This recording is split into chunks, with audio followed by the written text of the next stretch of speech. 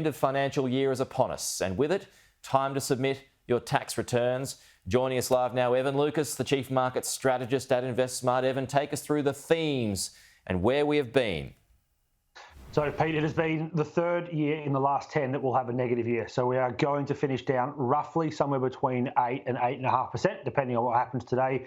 There's only been 2 other years that that's happened, as I said, and that's back in 2020 for obvious reasons with COVID, but then all the way back in 2012 when the Euro crisis was really playing out. So they were the 3 years. So you've got to think of it that way. And 2021 was actually a 24% year gain. So it's all part of that. It is tax time, as you alluded to, and it is that period where actually what is now to be watched is actually what happens in October, where tax returns actually start hitting accounts. People will start asking for that extra money because the biggest theme of 2022 has been inflation. It has been around rate rises, and it has been around the whole idea of discretionary loss. They are, along with things like coal, the biggest two opposites. Discretionary is the biggest loser. Coal is the biggest winner for FY22. Okay, US Central Bank Governor Jay Powell has made a warning at the Central Bank Forum in Portugal too, Evan.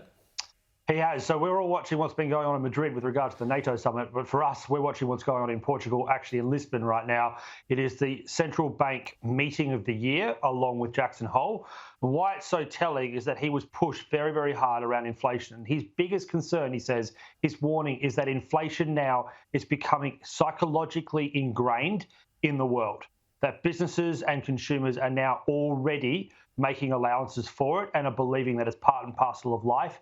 That is the central banker's nightmare.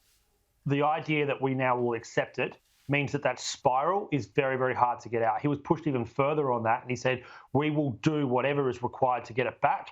And then if that means we go too hard, was almost the comment was, so be it. This is so important to get price stability back that if we go past and we do cause a recession, that will actually be the, probably not the worst thing that can happen, considering that the inflation spiral is so out there. It is incredible to sit here and say that a central banker is basically saying that a recession is the least worst option out of where we currently sit.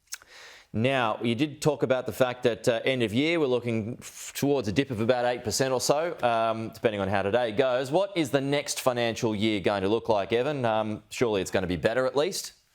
You'd hope so. It's going to be absolutely, dominated by geopolitical issues. So we have our own budget in October. We also have China's fifth plenum, and the probability, in fact, it's near enough for certainty, that Xi Jinping will be sworn in for a record third term. Watch that space. That is actually being seen as a trigger point for China to start stimulating itself and turn its economy around.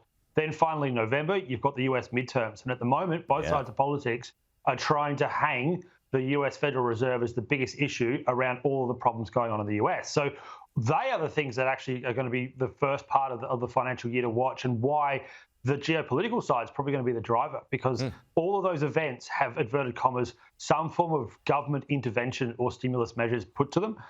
Our own budget, having a look in China, and then having a look into the States. All right. Evan Lucas, thank you as always.